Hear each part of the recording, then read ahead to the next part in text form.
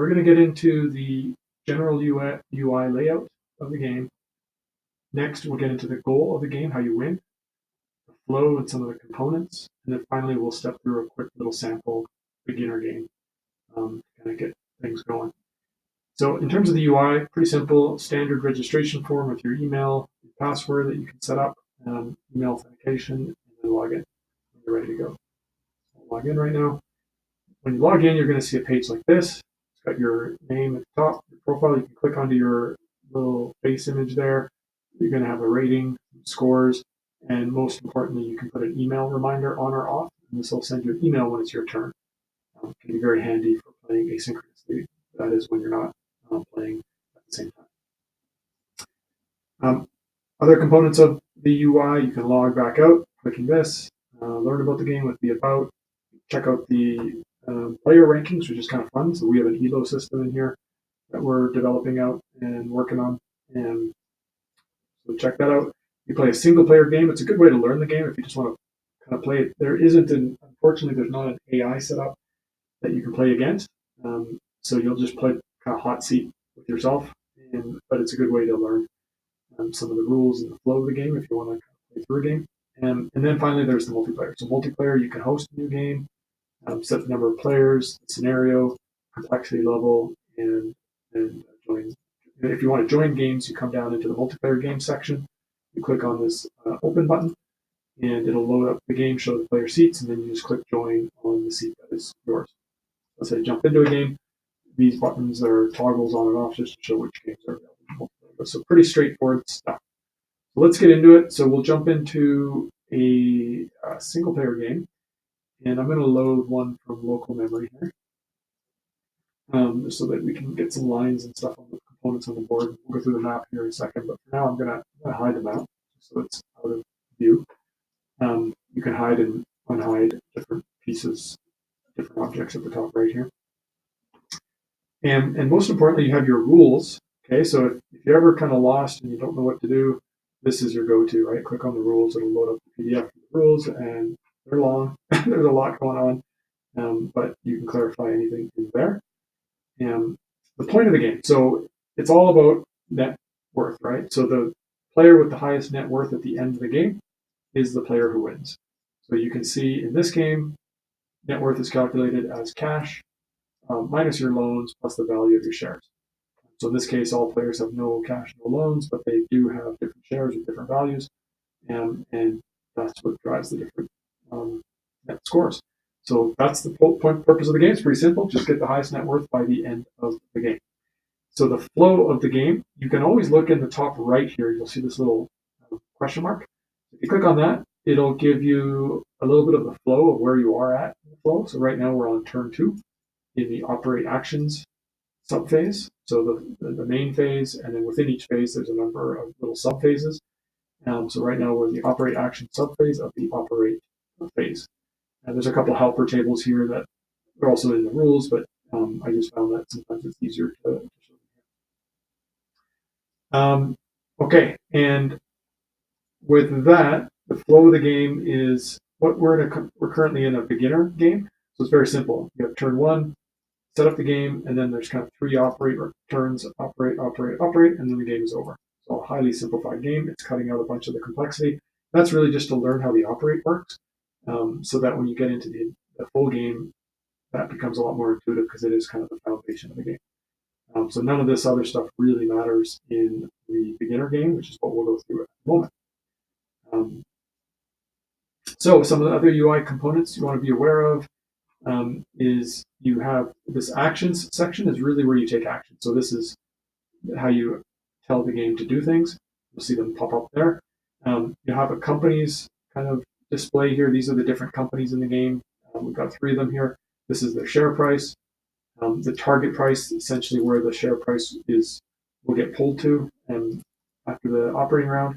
Then you have the amount of cash that the company has, the last income that it ran at, and then whether the company is operating, how many shares it has outstanding, versus how much it could issue, and if there's any shorts outstanding.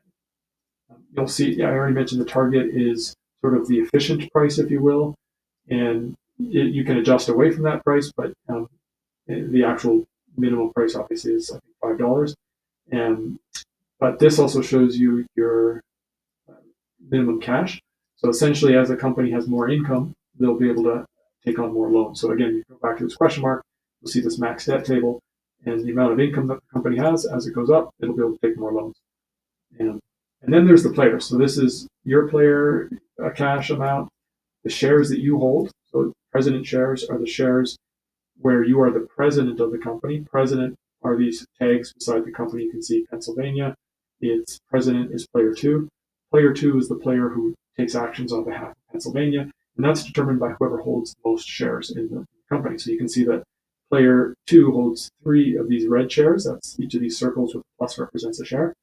And player one holds 1 of the shares. And so therefore player two is the president. They have that tag, and they get to make decisions for the company in terms of operating decisions, which we'll get into. Holdings are just other shares that you hold that where you're not the president. And then actions come more into the advanced gameplay, which we'll get into. So that's a little bit of the UI elements in terms of the core pieces. Like I said, you can look at the rules to get a lot better picture. Let's get quickly into the map so you can have an understanding of how that works. And some of the names and the components, when you start referring to them in the rules, it'll become a lot easier. So on the map, you'll see a bunch of hexes. This is Eastern USA. I'll hide the action section so it's easier to see it. Blue hexes are water. These light greens are rural hexes. And then you have cities, which are these these stars throughout the map. And then you have factories, which are these squares. And then you have raw resources, which are these circles. Okay, and then under each of these elements, cities, factories, and raw resources, you'll see a little number which represents the amount of supply at that location. All right, so at cities, there's no passengers right now, but if they had a little circle with a number, that would represent how many passengers are waiting to go to other cities. The squares, they have finished goods. In this case, 2 finished goods on this yellow factory. They want to go to be delivered to yellow cities. So this Chesapeake Food Company has 2 supply, and it would prefer to send that to Indianapolis or to New York once it has a connection there to be able to deliver it. Then there's raw resources, which you'll see there's a lot of them on the map, especially at the start of the game. And they want to go to these factories, and factories will accept any type of raw resource, any color. And in fact, the more diversified the colors they receive, the more production they will make, so that they'll be more advantageous to send those then to the cities, send them on to the cities. So the other element you'll see on the board here are these lines. So this would be a line that's 2 lines, in fact. Lines are always connected between 2 hubs. Hubs are those 3 elements we just talked about, cities, factories, and resources. So a line is a connection between 2 hubs. Here, Chesapeake to this resource is a line, and then from this resource to this resource is a separate line. Lines are always owned either by a company or they can be abandoned. Once it becomes uneconomic to continue to serve, say, a resource, oftentimes you'll want to abandon lines. And you can see some abandoned lines up here by Toronto, and they become cheaper to build over top of because you don't have to pay the line costs. So there's some advantages to abandoned lines. Sometimes you may want to make use of them in the future. Okay, but the line ownership is based on color. So this is green, which means it's owned by C&O. These red lines over here are owned by Pennsylvania, and these yellow lines over here are owned by B&O. Okay, and then the other element you'll see is terrain on the map. So you'll see these sort of brown and green squares, and they represent expensive terrain to go through. So when you're building your lines, if you build over top of one of these terrain elements, it'll get rid of the terrain element. It'll convert it into one of these gray-looking elements, which represents urban kind of development. But you'll also you'll incur the extra fee, whatever it lists there. So it's a little more expensive to build those. Okay, so that's a little bit of a layout of the map. Now let's take 2 minutes and rip through a beginner game. So I'm going to click new. Let's go with 2 players, keep it really fast. Beginner, Eastern US, a map. Click on that, you'll see it randomized the colors of the cities. The locations of the resources are different. And now we start. So the first player, we need to show the action section so we can actually start the game.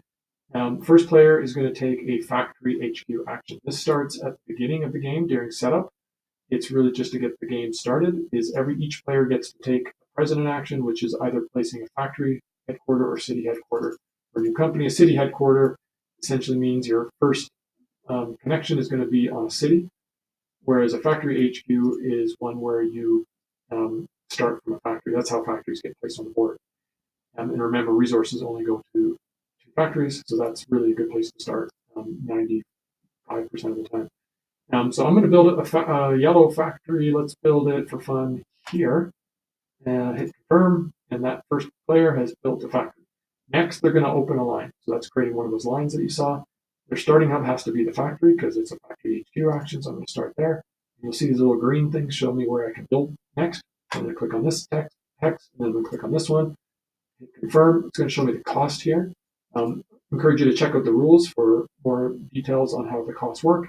Most important ones in the early game are really track and terrain, which is you pay $10 for every half hex that you traverse, and you pay an additional terrain cost if you traverse one of these terrains. So in this case, I'm paying 40 because it's half, two halves, and a half.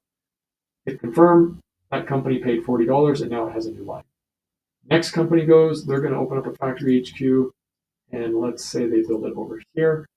Actually, that's not a very good spot. So let's say they build it over here. A little bit better for Red Factory.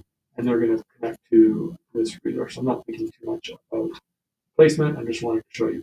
A city HQ is more like a later game thing, and around turn 3 or 4 in the advanced game, you won't have to worry about it in the beginner game. Now, in a 2-player game, you actually control 2 companies instead of the typical 1 company at the start.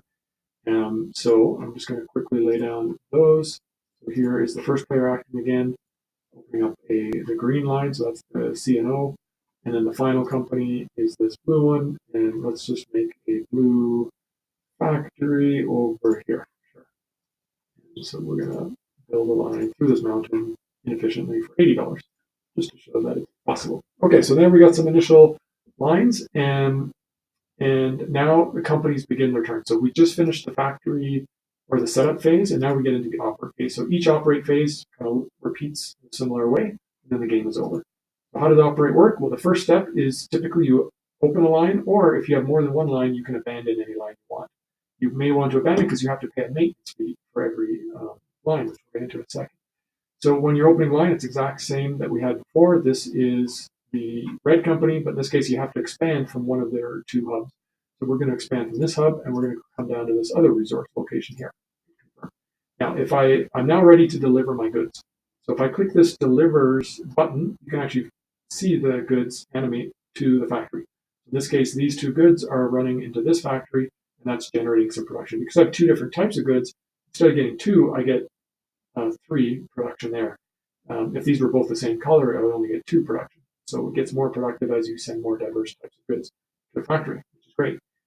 So I like that. I'm going to click on the deliver button. By the way, while I'm here, other things I could do is I could claim a new line. So if I was connected to an abandoned line, I could use this action to connect or to claim as many of these as abandoned lines as I want, as are connected to my hubs. I can abandon a line just like before, or more commonly, I can deliver. So I'm going to click deliver. I have 2 options. I can pay it out to shareholders. I can't do that in the beginner game. That's only in the advanced game. Or I can retain, which is really my only option. Now, this is very useful to look through this. You can see how much money I'm generating from passengers, from goods, from resource delivery. So in this case, it's all from resource deliveries because I'm making this delivery from here to here. It's the amount of income you get is as the crow flies. So in this case, 1, 2, 3, 4 hexes. That's a $40 income. So I should see somewhere in here. There it is, $40 for that delivery. And then I get this bonus of $20 based on how much supply is left at the source after delivery. So in this case, there's 2 left, so that's 20. That gives me a bonus. So I get a total of 60 for this resource delivery. The second delivery generates a little bit less because it's a little closer, right? So it only generates 20 for the transportation and then 20 for the cheap goods at the source. So that one is a $20 delivery. So that gives you a bit of an idea of the deliveries. It's a total of $100. And then I spend $20 on infrastructure. I have 2 lines. The lines get more expensive. Each line, you have to spend $10 to maintain in turn 1. It would be $20 per line in turn 2, and so forth. into turn 3, 4, and 5. So it gets a lot more expensive in the late game to maintain your lines, and that's hence why you may want to abandon lines in the future as you start depleting resources from certain places. Okay, so that is basically your delivery. And once they're done delivered, you'll see that it actually affected my stock price. Stock price is a function of the amount of cash you have and the amount of income that you have. So if you have a very profitable company with a lot of cash, you're going to have a higher stock price. Obviously, dilution is important too. The amount of shares you have, we're going to drag that price down. So that value is divided by the total number of shares. All that's in the rules.